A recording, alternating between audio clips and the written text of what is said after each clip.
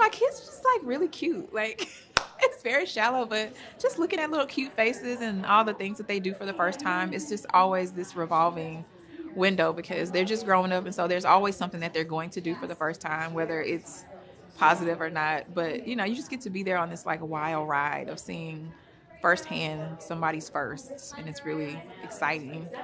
Raising good humans, and my children are adult children now, and I always use the phrase having adult children is so fun. The togetherness, I do a thing where we call it Sunday Fun Day, and I have my grown children all live close by, and so they all come over, most of them on Sunday evenings if it works out with their schedule, and I make a big meal. I usually share that recipe. My followers know that I'm sharing that recipe on Sunday evening. Just the togetherness is my favorite thing. Oh, I'm gonna cry. Okay, my favorite thing about being a mom is the love and the joy that my kids bring me every single day.